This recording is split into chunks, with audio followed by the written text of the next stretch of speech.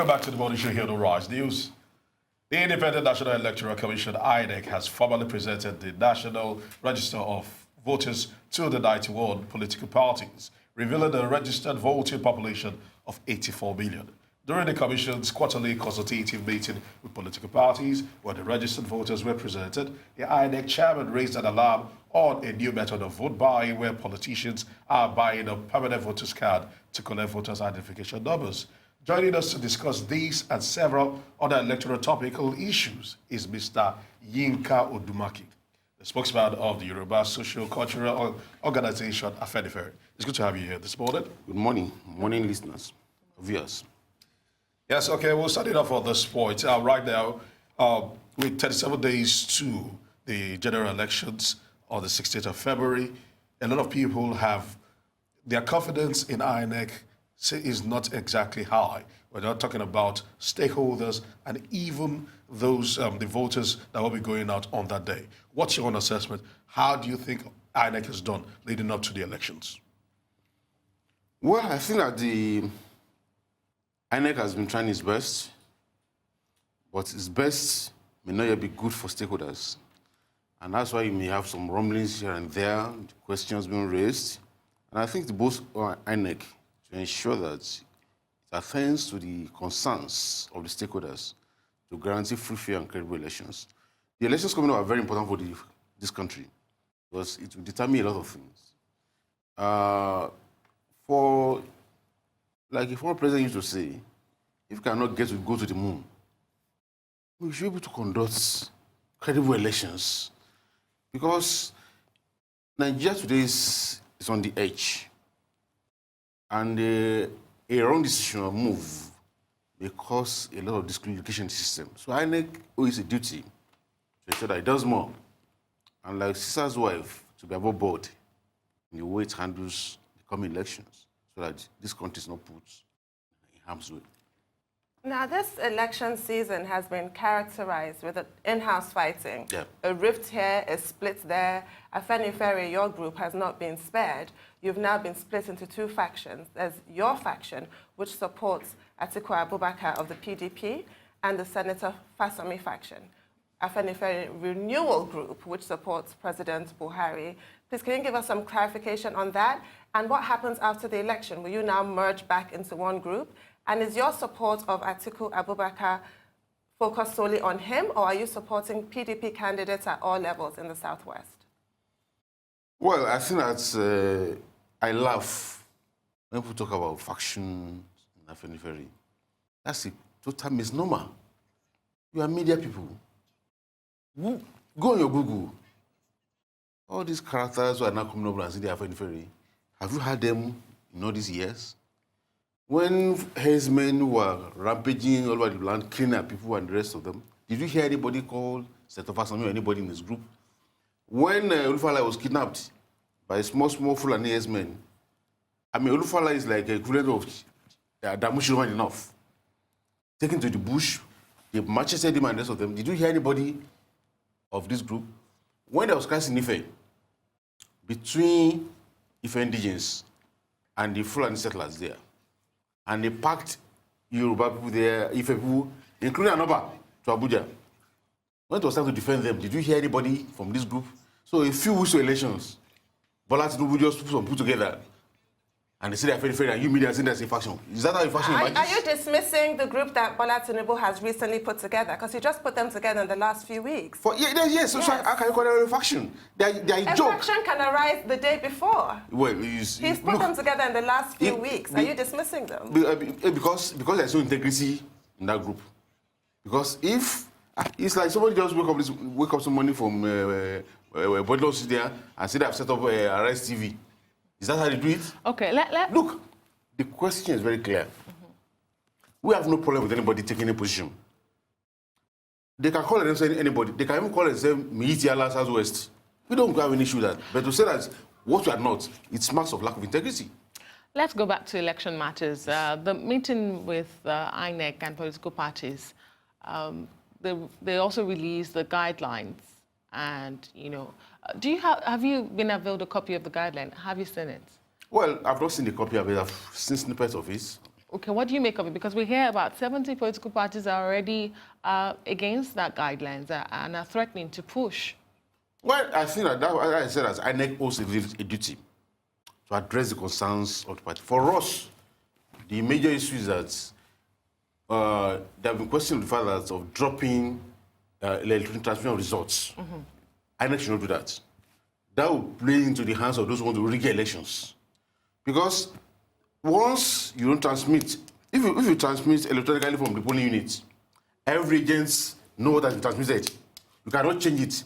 But once you do manual thing, between the polling units and the polling center, a lot of things can happen. So dropping that e-transmission results will create credibility for the elections. And INEC should do well by reversing that decision, if it is true, because the INEC chairman said before that they're going to transmit the results electronically. And I think this is the reason the president refused to sign the Electoral Act. But is this not crying wolf where there's none?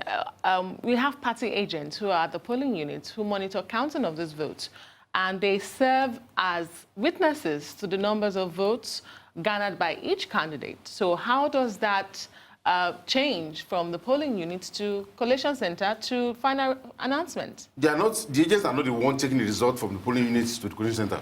But they are present. Yes, but even there's a lacuna.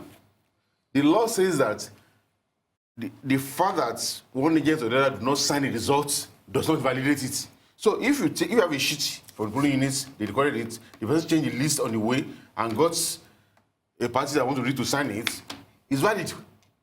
So the best thing is that once you have the results announced, you paste it on the wall, transmit it electronically before the agents, finish. That's what we want. All right, let's now move to the issue of Amina Zakari, because there's quite a lot of controversy here in Nigeria. Of course, you have also been very vocal about the fact that you were the one that were responsible in bringing her into INEC through, because you said that El-Rufai submitted her CV to you, and you, in turn, submitted it to the special advisor to President Jonathan, talking about the late Oronto Douglas. Yes. But now you've been, so if you were part of that, if you were part of those people who felt at a certain time she was good enough to be in INEC, why is that changing right now? No. To date, I've never met Amina Zakari in my life. I don't know her. I explain what happened. In 2010, after the Kabamos, Goya thing and the rest of them, the late Oronto Douglas, who was my friend and brother for several years, we've been together in the civil society group, he came to meet us in Abuja and said he had a message from his principal that he believes that we must start with the building of society by having credible elections. And therefore, he did not intend to nominate people to INEC himself. Because, and I credit for that, because at that time he came in through popular move, Jonathan could have made Uruebe INEC chairman, and nothing would have happened. So Ruto said that he wants us to search for credible men and women who can be impartial, who can deliver free and fair elections. I said, oh no, this is a good idea. So we started the process. It was the process that we gathered many of the credible names that emerged at that time. But when I'm talking about Northwest, at that time, let me just explain this. I met El-Rufai on the internet during the Yar'Adua Must Go campaign. That was in exile. We started relating on things and started taking activities together.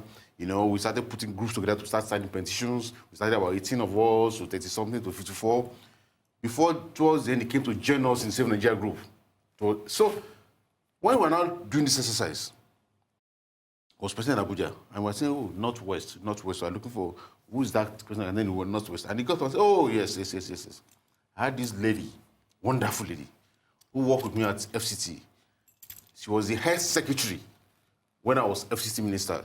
She's this, she's that. She said all kind of good things about her. And then the committee said, well, let's give her a chance. At that time, I think I was not in the country, maybe she went abroad to take care of the child or something like that.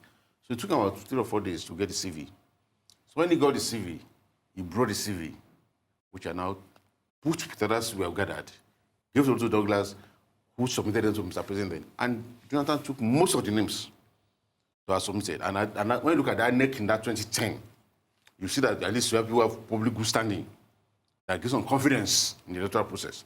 So the reason why I think that this should come out, because there have been people saying, oh, no, Jonathan took the name from Buhari, this and that. No. The truth must be told. And I want everybody to deny that she's not the one that nominated her. But, Yes. Okay.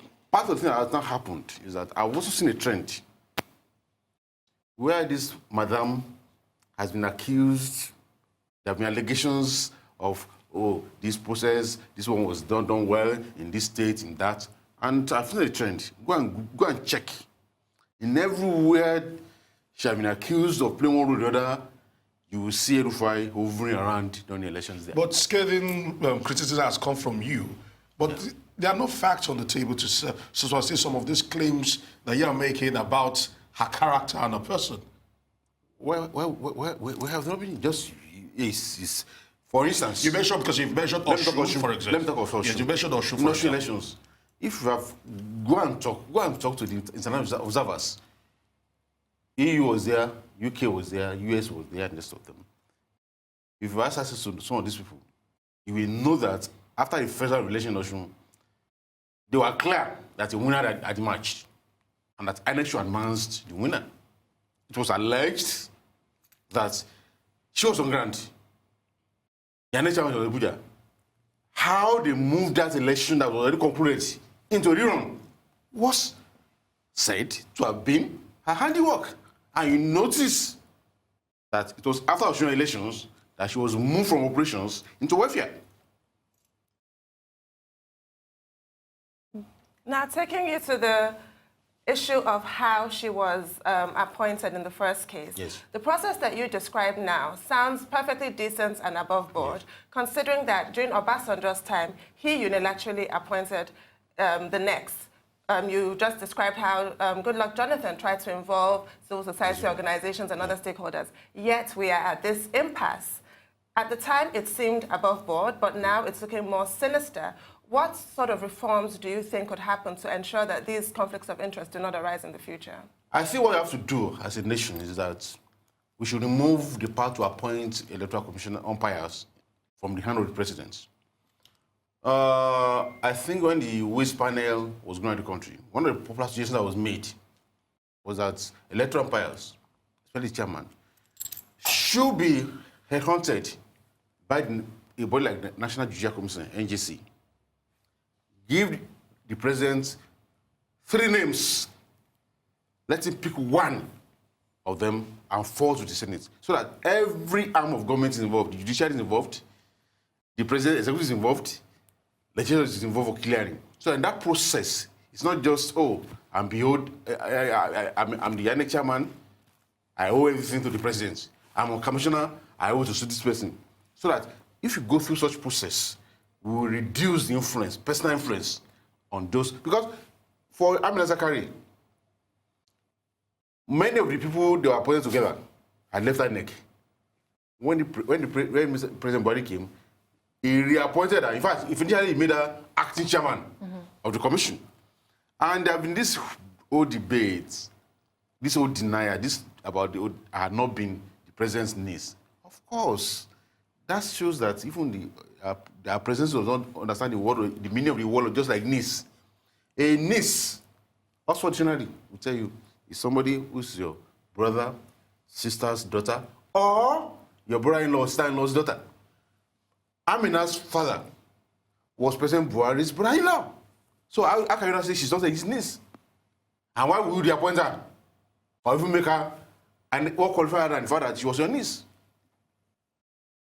But INEC makes a case that her role as chairman for the collation committee is an administrative one, and one individual simply cannot influence the outcome of elections.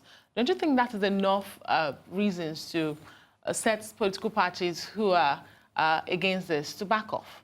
Well, like I said, you know, we're on this show now, you have a studio manager. That studio manager is not presenting this program. INEC is right to that point. But for Amina Zakari, she has become a red flag in and INEC. And like I wrote in my column yesterday, that even if you ask her to direct traffic around Police Center, people will say, no. This woman will direct people to the wrong place. Let's look at another issue that was raised at that meeting. The illegality of incentivizing voters before, during elections has remained rampant. And we hear INEC raising alarm weeks to this election that political parties are the ones buying PVCs to get numbers ahead of those votes and collecting bank numbers and phone numbers of people. What do you make of this alarm raised by INEC? It's very real. I mean, Mr. Vice President, Professor Shibajo, for instance, has been accused that in the course of his distributing cash in the market, the way Lawrence Anene used to do in those days, there's an allegation which is denied that they are collecting people's. And I've seen a form in which traders are asked to put their PVC number. That's advanced vote buying. And it's a shame. So clearly, INEC is raising a valid point. And it's unfortunate that vote buying is now becoming a culture in a years of change. Because the concept of vote buying was never ever this pronounced. It has become under this administration. From Mondo elections to Ekiti to everywhere. And nobody today has been hurt for this crime of vote buying, which is a high offense. So now turn voters to commodities. And like I said, when Mr. Vice President started his money distribution in the market, he started on eve of Osun election. That's when he went to Osun and started giving 30,000 naira. Although even the trader said that they removed 2,000 from the money, it's 8,000 naira that's given to them. This all things about it's all corruption. Because if you say you are distributing a better loot in the market, it's nothing but looting the loot. Because who will now go and hold this? How many people are given 80,000 naira? Which are giving 10,000 naira? Who will audit it? But clearly, when you are doing this before the elections, it's vote buying. And you are giving the form, say, put your PVC number. What do you say, are you in agreement with the chairman of the political parties coalition, who has made certain observations, well, he's raised certain alarms, the use of former youth corpers, the ban on cameras and smartphones with cameras at the polling stations, and also the fact that the electoral process has been changed such that it will not be as was before, where you'll be accredited, you leave, then you come back and vote. Now they're going to have accreditation and voting at the same time. The chairman is not happy with these developments. What is your view? Well, I think it's better to have accreditation of all voters. You do accreditation first. So in each unit, every voter knows the number of people who have been accredited. When you do accreditation and voting, it's successful manipulation because you don't know who have been registered and who have been accredited. So we should do accreditation first. Let all the voters in the precincts know that these are the number of people who have been accredited. That is the way to go. Now the question of the voting, the camera and the rest of them. Phone. Well, INEC should be clear. When you are printing, phone should not be allowed. So that those who are buying votes will not have to snap where you voted to collect their money. But in terms of the general voting areas, people should be allowed to record what is going on. But when you are printing, no phone, no smartphone should be allowed so that you don't record where you have printed to go and collect money.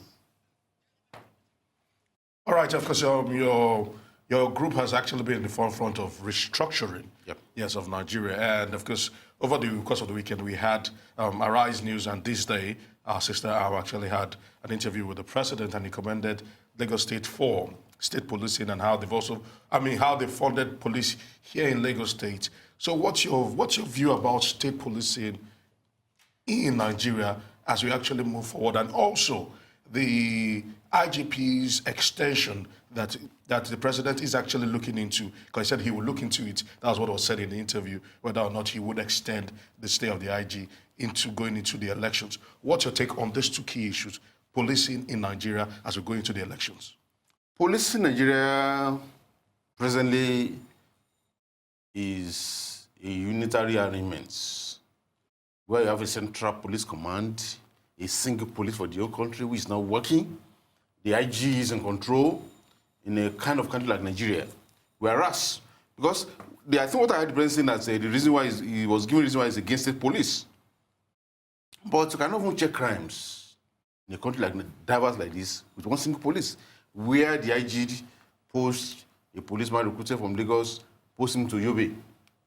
The man gets to Yobe, he's deaf because he does not understand the language.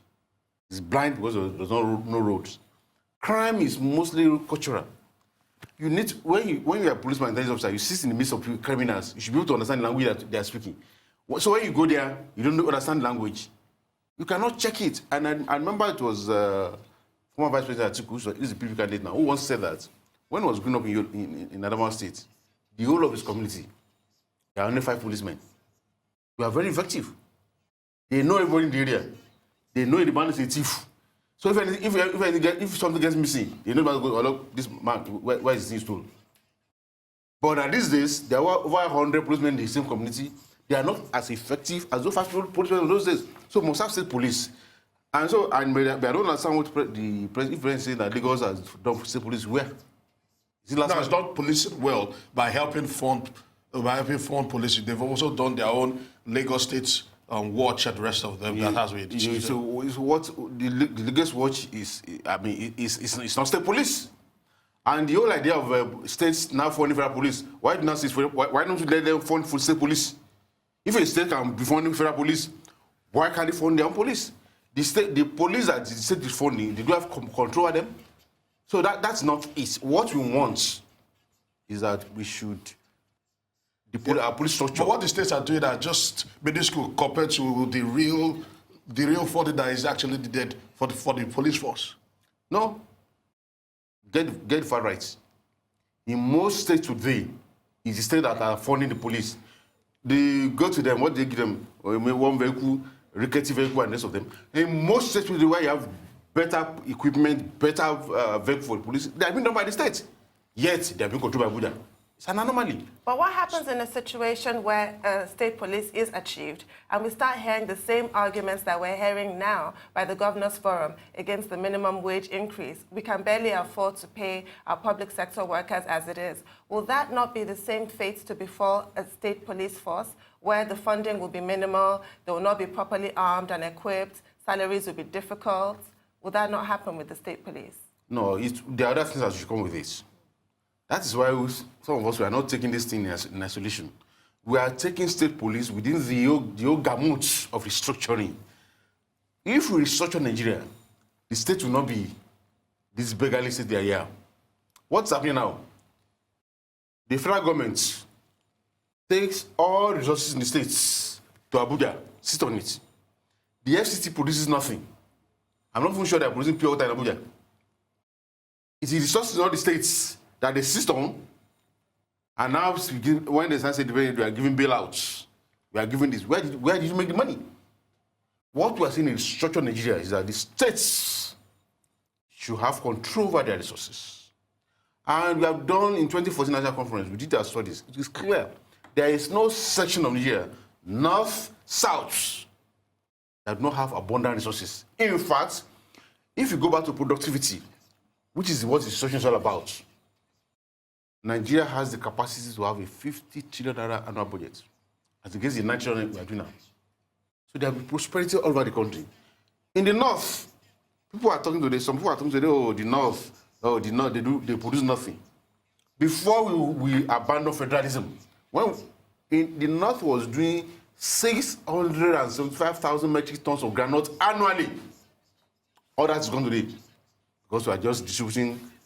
You take a laptop, how many barrels? $1. Then some gamblers in suits. We go and see in Abuja, 36 gamblers. let's share computer. They come back, they come does what they have with the money, they wouldn't know what's going on. That's what's causing poverty in this country. We must go back to work. We must get Nigeria to work in a way it has worked before, where every section of Nigeria is a productive center. Look, today what you do, you want to go share money. Okay, Niger State, landmass, your land is so big, so get money for that. When land is a factor of production, the land in Niger State is bigger than Netherlands, the whole of Netherlands. Netherlands today is the fourth largest producer of agric in the whole world, exporter of agric in the whole world. What are you doing with land in Niger? We take the land space to Abuja to go and share our money. Does that make sense? Well, let's not cast aspersions on the personality of people. You refer to them as gamblers going to Abuja, 36 gamblers. No, not aspersion. It's gambling now. Okay, so when you don't work and you go and take money, what are you doing? It's gambling. Still on policing and security, Aaron asked earlier, but you didn't quite answer that. During the exclusive interview with the president, he mentioned that he would take action when he was asked about the extension of the tenure of the Inspector General. Yeah. That is one. And two, he also spoke about the service chiefs and taking responsibility for their failure. For their failure. Yes. What's your comment? Well, first of all, on the IGP thing, there's nothing to look into. As of today, the IGP, once, I think it's on 15th September, it has expired. Yes. He becomes an ex-policeman. An ex-policeman cannot be the IG of the country. And what's his basis of wanting to keep this IG? Is this in terms of standing performance? Don't forget that this man was just a commissioner of police in Kano in 2015. When they had that elections, and in which the wreck in Kano and his family were burnt in their house in circumstances that are unclear. This man as commissioner of police went there within hours, no investigation, and said no, it's natural cause. Within a year, he became IG. You can see what the records have been, police have been under him in the last 3.5 years. So what has he done to deserve that extension? I think if the president keeps him beyond his tenure, it's clear that it's for personal reasons, for elections. The service chiefs, that has caused the fall of morale in the armed forces. There are many causes now who have lost their chance of moving up because to catch people who have gone years back. Why are you keeping them? You said they have failed. You are taking admission, you are taking responsibility for their failure, yet you are keeping them. You don't reinforce failure. The president is reinforcing failure by keeping those people. They should go and let people move and see what they can do. But if you keep them and you keep the IG, it's clear that perhaps you want to use them for elections. That's all. If they are not securing the country, I mean, you saw the but no governor. We went to the president and was whooping. And you say you are taking responsibility. So what does your taking responsibility, what does it do to secure the lives of Nigerians who have been killed daily? But in the case of the IGP, you said you don't understand why an ex-policeman will be retained in office. Yes. But there's a precedent to this. IGP Sunday Ehidero's tenure was extended by President Olusegun Obasanjo twice, 1 year and then 6 months. So what's the case here? Why can't it be extended since there's a precedent? So because you are driving along Awolowo Road, you are into a ditch, then push control onto the ditch. No. Well, Afenifere has described as deceitful the decision by President Muhammadu Buhari to hand over his campaign to Senator Bola Ahmed Tinubu. How so? How is it deceitful? Well, first of all, is handing over the campaign to Tinubu is an admission of failure by the president. If you cannot manage your campaign, how do you want to manage the country? And in any case, of course, when you see what they are doing with Tinubu is very clear. When they say a man who has an insatiable appetite for power, so you throw bones at him. is, I mean, they had election in 2015. We saw that happened in between then and now. When it started, he wanted pushing people as minister and the rest of them. He didn't get anyone in. But the moment they moved to elections, they started like a child that you throw sweets, biscuits at to do all kind of things. So if you cannot see through that, well, that's no problem. But when the president of a country who is seeking the election is handing over his campaign to another man, INEC lifted ban on the campaign since November 18. It's January 7 that we are giving campaign instruction to Tinubu. To date, APC has said only one rally because the president cannot hold rallies about. Debate is coming on next Friday. Is that where I'll be there? Maybe that's why the interview before the debate. But, so will Tinubu now want to go and debate for him or what? Then when if he gets power, I pray he does not again, is Tinubu going to run the government? So clearly, I think is one, is manipulating Tinubu. Secondly, it's an ambition of total failure. That if you cannot handle your own campaign, how can you handle a country like Nigeria? All right, this is a season of campaign promises. Yes. What has the Atiku camp promised the Afenifere? Well, it's not any, there's no personal promise to Afenifere than the promise to restructure Nigeria, which he believed is the way to go. No, has he given the time frame? Our leader, no, he said he has committed himself that within first 6 months in office, your process of restructuring will start. Our leader, the leader of our founder of Afenifere, all his life, what is strong for was federalism in Nigeria. In 1947, he wrote a book, Thoughts on the Nigerian Constitution, where he argued that any attempt to run Nigeria along unity lines will be productive of disharmony among the peoples, will bring the whole administration of machinery of government crumbling under bureaucratic centralism. We have witnessed that Nigeria today has become a stalemate. And to get out of this bind, we must go back to federalism, which is structuring is all about. So we have no problem any time, any day, in terms of making a choice between those who want to keep Nigeria as it is and anybody that want to take Nigeria back to federalism. And lastly, on this, is the fact that, what to tell you that Nigeria as it is today cannot work again. No, about 2 months ago, the federal went to that by next year, for this budget, we start selling public assets that are built before to fund the budget. So if they finish that this year, maybe by next year, are they going to start human trafficking to fund the budget? Say, each local government contribute 1,000 people so they can go and sell them, abroad so to fund the budget. So unless we restructure Nigeria, allow productivity to take center stage for every section of the country to begin to take things that are not as soil and begin to engage in economic activities, we are going nowhere. And that's why we are strong. That is anybody that can take the country back to that era of federalism, that we will support. Let's look at the issue of voter participation. Yeah. INEC is lamenting the millions of uncollected PVCs. Yeah. Let's look at Osun State and Ekiti State elections. Both elections had only 44% voter turnout. Yes. What is the role organizations like yours play in encouraging people to actually come out and participate in the process? Oh, no, it's mobilizing our people. We're trying to understand the importance of what their PVC means, what their voting right is, what they can do with their thumb printing.